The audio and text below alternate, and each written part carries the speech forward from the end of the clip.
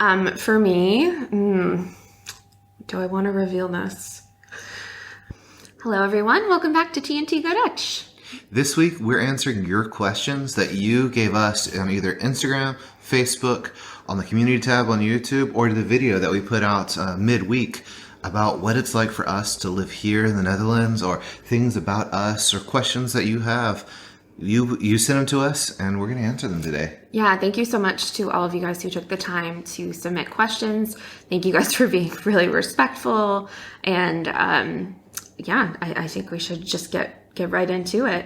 So we got about between 10 and 15 questions that we went through, and we pulled out for the video today. We'll see how many we were able to get to. If we're not able to get to them all, let us know if you want to see another one of these, and we can put it into a second video. I do want to ask you, if you have the time, please take a moment to subscribe. It really does help us out. We're almost to our 4,000 goal. And stay towards the end, because we have some lightning questions that we're going to be answering from Angela that are a little bit more fun. Yeah, absolutely. All right. Without further ado, from Instagram, what is your favorite Dutch meal and what's your favorite American meal?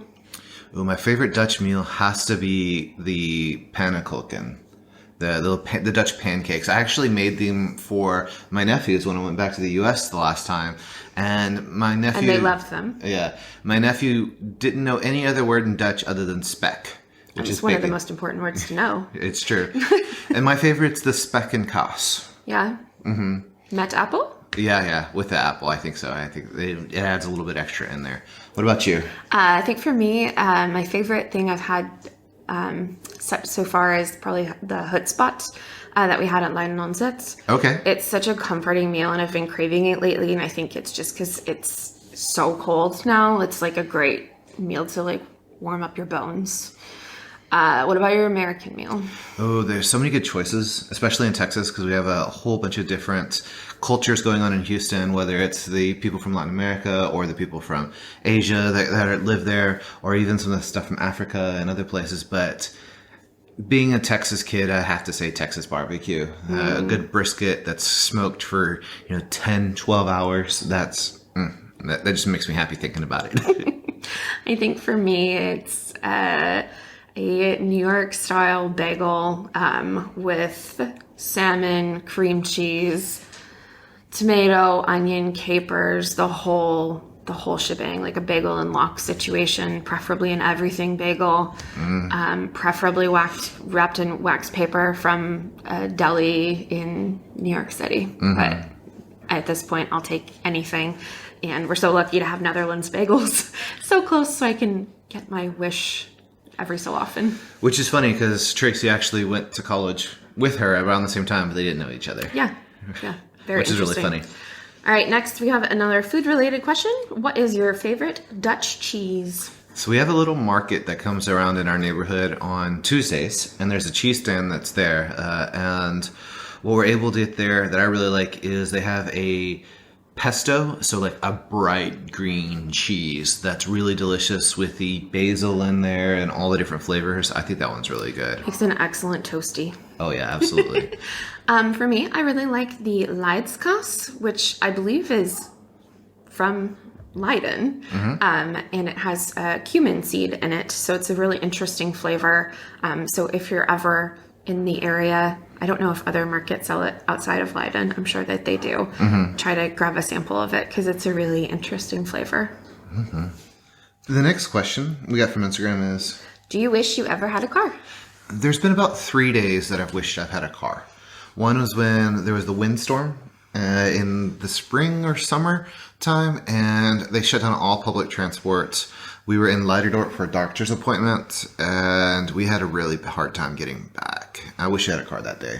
Yeah, I think probably the other day was the day of my egg extraction, because you had to go to Voorschoten it was Voorburg, to drop off my eggs, and you had to do like a convoluted Uber situation. I did Uber there, and with this weird cooler thing, and then I had to take a train and a bus and another bus to be able to get back to Leiden to you. It was really bad. But it's definitely less than 5 times. Oh yeah. Other than that, no, I don't miss having a car. I don't miss paying car insurance. I don't miss car notes, gas, repairs. Not at all. Not at all. All right. Favorite way to travel to neighboring countries? So it depends on the country. If we're going someplace kind of close, like if we're heading down to Belgium, I like taking the train. The train is awesome. Yeah. And it's different here because like a lot of places in the U.S. that do have public transport, they're not very clean or they have really bad problems with crime. And so you don't want to take it. Or they just smell weird for some reason. But for places a little further, we generally will take a flight. We have a couple of websites that we track flight deals on. And so we use those to be able to find really inexpensive trips. Yeah, and I think what we've learned in the past year is if we want to take the train to someplace like Paris or London, we need to book it in advance because the closer you get to your date, obviously, the more expensive it gets. So hopefully more train travel for us in the future. Absolutely. Ooh, how is our Dutch going? Langzaam. Yeah, very slowly. That being said, we do have enough of a conversational grasp to be able to handle most store transactions that we're doing. So if we're going into like the Hema or the cafe or things like that, we can usually get through with Dutch. Restaurants too. Yeah, fair. And or like the markets and things like that, we've done better. But we've definitely kind of slowed down a little bit just because our lives have been a little bit crazy over the last couple months. But Survival Dutch did just come out with their next level of courses, and we're probably going to look into doing that within the new year. Just kind of got to get through the craziness of December first. Do you have bikes, and how frequently do you use them? So we both have bikes, and I would say I use my bike 3 or 4 times a week, usually to go off to the grocery store, run and grab things. Tracy's work schedule means that she ends up working a little bit later in the afternoon. And so when I get off work, it's a good time for me to be able to pop off to the store real quick and fill up my saddlebag with stuff and things like that. So It's not all the time that we use the bikes, but it is occasionally here and there. I would say we probably walk more to where we need to or use public transport. I'm not as confident on a bike or at all confident on a bike. So for me, it's going to take some practice and some confidence to do that. But maybe we'll save that for another video. Next question we got was from YouTube. Yeah. After having traveled around Europe a little, is there any other country you wish you would have chosen or just also wish to live for a while? Why don't you go first? I don't think it was really ever a question for us that we would move anywhere other than the Netherlands. Like we playfully kind of talked about England, maybe Scotland a little bit. Maybe Scotland, maybe Ireland, just because we really love those countries too, and it may be a little bit easier to transition to a life over there. But man, when we came to the Netherlands in 2019, we just fell head over heels in love. And yeah, I mean, it just kind of felt like it was right. So I don't know what the future holds, but I think we're really happy with our decision. Yeah. As far as other places I could see myself living, we went to Cork not too long ago. That was really nice. I enjoyed Cork, Ireland quite a bit. We had a trip to Poland that we went to. And while I know that would be a lot harder with the language, I really enjoyed it. We went to Gdansk and had a really great time. Yeah. So that was one of the places that I enjoyed a lot. Yeah, I did as well. Are there any hobbies or activities you enjoyed in the U.S. that are hard to practice here? And have you found replacements for them? I would say for me, because I had a lot of equipment and stuff because we had a lot bigger of a house in the U.S. I did a lot of 3D printing and stuff like that. Yep. Really, to be honest, the thing that's replaced that has been YouTube.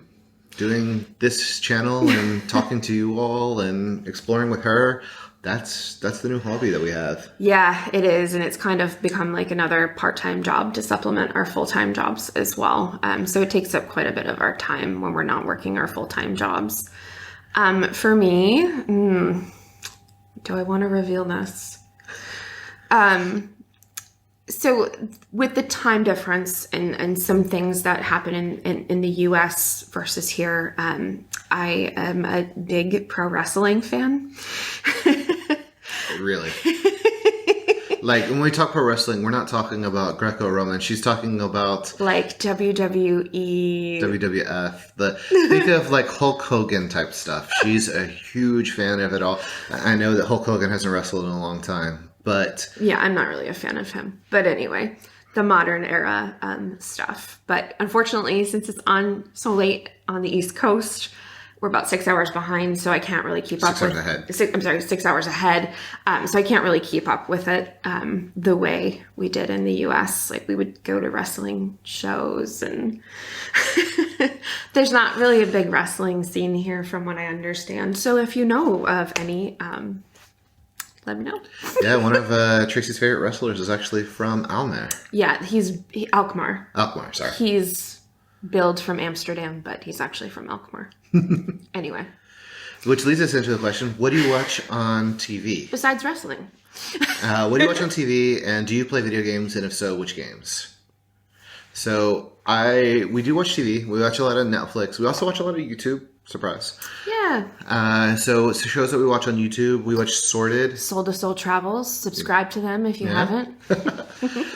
Good Mythical Morning we watch most days. And then a lot of other cooking-related shows or travel shows. Like Kara and Nate we watch pretty frequently. Or Eamon and Beck. We love watching the couples. Pretty neat. I think my favorite shows are probably RuPaul's Drag Race, Law & Order SVU, things like that. Dutch shows. We've actually been watching the World Cup. Yeah, a little bit. And it's been in Dutch. Which has been interesting. And we're filming this on Friday, so we don't know how the World Cup's game is going to go tomorrow between the U.S. and Netherlands. But considering you're going to be watching this after the game, either go USA or go Netherlands. Whichever one we'll support after the game. Absolutely. Do you play video games? I do play video games. I've been playing Apex Legends for a while now. I play a little League of Legends, and then on the console, I've been playing God of War, which has definitely led to me just yelling to Tabasco a whole lot. Boy, she hates it. Speaking of. And we have a Nintendo Switch, and when I'm feeling stressed out, I will sometimes play Animal Crossing because it's a very soothing, calming game. So, yeah. Which countries are you planning to visit in the future? In about 2 weeks, we'll be in Prague. Yeah, we'll be in Prague. We're still debating between Rome or Barcelona. These are cities. These aren't countries, yeah, Spain and Italy. We've been to Italy once, to Milan. But from what I understand, it's not really Italy in comparison of how the rest of the country feels. Greece, I'd really like to go to. I hear amazing things about the food there and stuff. Yep. Austria, I would love to maybe try out some skiing there. Sounds really fun. There's more France we want to explore. Tracy and I's anniversary, our 5th anniversary, is next year. Our wedding anniversary, and I think we're going to go to Denmark. We're hoping we can go to Copenhagen and eat at possibly the best restaurant in the world there. So it's kind of a bucket list item of ours. It is. All right. Hello, my friends. I have heard stories about credit cards and the way they are used in the USA. Can you explain about that? In the Netherlands and Belgium, people usually have 1 or 2 debit cards that they get charged monthly and do not build up debt. I believe U.S. citizens usually have more credit cards, or am I wrong? Yeah, generally they do have more credit cards. Yeah.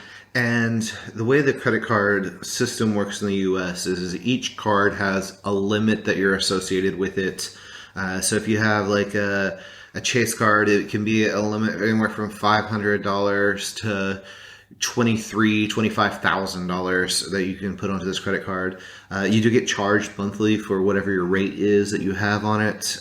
Most of them charge around like 22 to 30%, depending on your credit. You build up credit by paying off things, by having cards. You actually get penalized for not having enough lines of credit in your credit score. So it's very weird and very different. The U.S. is definitely more of a credit card based society. It's kind of crazy to me that you can get a credit card at 18, but you can't drink until you're 21 or rent a car until you're 25 in the U.S.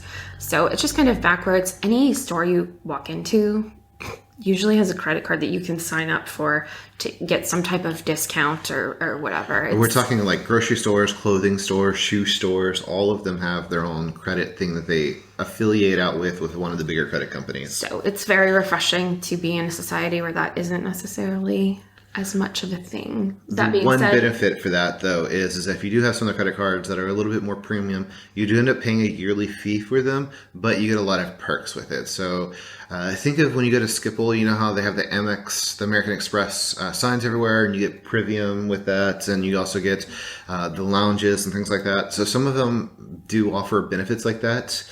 Tracey and I were able to pay for our first trip back to the U.S. completely with credit card points that we got for signing up for ones and using them responsibly. Yeah, that's the key, using them responsibly. Absolutely.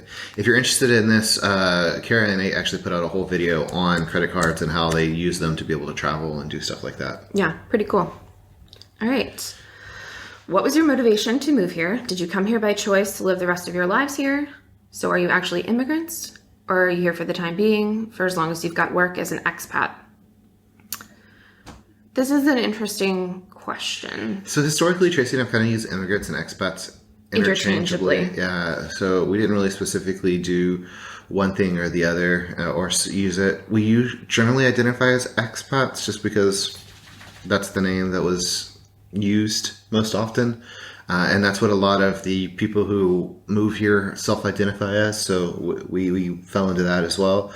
I don't know how long we're planning on being here. Yeah, it's a conversation that Travis and I have frequently. In some months, things are, how do I want to put this? Some months are better than the others. Yeah. Some months we are completely 100% on board that we made the greatest decision ever. Some months it's, man, I miss being in the U.S. I miss seeing my family. I miss seeing my friends. And I think that's the big driving force for us. It's not necessarily like, oh, we've found ways around, like, oh, we miss the food there. Well, we like to cook. So if we're really missing something, like, we'll go out of our way to get it. Or, oh, I can't get this here. You work around it, but for things like family and friends, they're really difficult to replace. And I think around the holidays, especially, it's really, really hard to be away from them and start establishing new traditions here. So, I mean, the answer to that question is we really don't know. Originally, we told ourselves 2 years. So the plan that we started with was after 2 years, we would evaluate where we are, have a conversation with each other, and figure out what we wanted to do after that. Yeah. And the good thing that we have about that conversation is that whenever we have a week where things aren't very good, we don't have to make a decision right then. We can make a decision in September of next year. One bad day or one bad month doesn't determine the rest of our lives, and we don't know. Honestly, we would love to stay here. There are certain places I would be open to moving in the U.S. There are certain countries I would maybe be open to. And the big the big question mark is if we're going to be able to start a family here and how that's going to change our viewpoint too. So It's a work in progress, and we'll keep you guys in the loop. We also got a question if we could show our fridge, which is kind of weird and kind of awesome. So let's do this MTV Crib style. This is our fridge. Travis and I have a joke that we consider ourselves to be saucitarians. So you'll see a lot of different sauces, condiments all over the place. I don't know if we have anything particularly of interest right now. Kimchi, Pride of New York, maple bourbon, barrel-aged hard cider. I don't know. Ranch. Couple creature comforts from the U.S., but mostly all Dutch food. Nothing terribly exciting. It's also the end of a week, and we're about to travel for the weekend, so we don't really have anything amazing in here right now. Up next we have, I'm curious to know if it's hard for you to get used to the fact that over here, the customers are not always right. We're not referring to customer service, but more of the entitlements that people feel that they're always right. And in the U.S., I think the closest example we have to this is what we call the Karen culture. I'd like to speak to the manager. Yeah. And I have a unique perspective on this because I worked in retail and I was a retail manager for a long time. So I was on the brunt end of a lot of those entitled customers. And I don't think we really expressed that in our video that we talked about that like almost 8 months ago. So yeah, I mean, customers do have a sense of entitlement. I think you'll find that everywhere, but it is totally different over here, not just in the Netherlands, in Europe in general. You see it in the way that you dine out. You know, it's kind of refreshing for us to not have a waitress down your throat every 5 seconds trying to turn your table, and you don't feel this expectation to need to like hurry up and eat your food. But it's still something we're getting used to. Turn your table, by the way, means that you're trying to get somebody to leave so you can get a new person in so that you can get a second tip and you get more money from your tips. And I think a lot of that, as you guys have kind of discussed with us in the comments, has to do with having a livable wage. And people in the US who are working more minimum wage jobs, you know, they do have to provide that level of customer services, particularly if they're dependent on tips. Here, where things are more friendly to humans and livable wages are a thing, you know, they don't have to work as hard in terms of the tipping culture. I don't know if that makes sense or not. But. No. And it's also the stores as well. Like if you come into the store here in the Netherlands and you cause a scene, I have a feeling some of the stores will just tell you to leave. Whereas in the U.S., a lot of them will bend over backwards to try and... Man, I wish I had the ability to do that when I was a manager, because, man, the yelling, the threats, it's just terrible. Terrible, terrible. So we're getting used to the way over here, and it's really nice, actually. All right, our second to last question before we get into the lightning round here is, how much have you so far gotten into Dutch news and everything from national news, societal issues and themes, to national or local politics? And I have to say it's a lot different here than it is in the US. And our first real go of it was COVID briefings.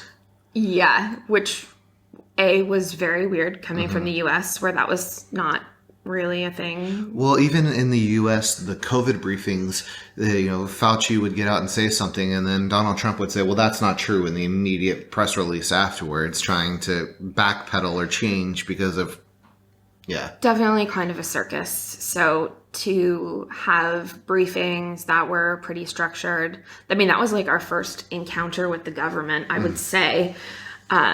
And we follow Dutch news through sites like dutchnews.nl, which is Dutch news in English. And they actually would live tweet the briefings last year. It's just totally different. Like, there's so many different political parties here versus the US, where you have two major ones, and that causes a big divide in the country. So we probably should pay more attention to it. But as expats, immigrants, we're not entitled to vote in like major elections or anything like that.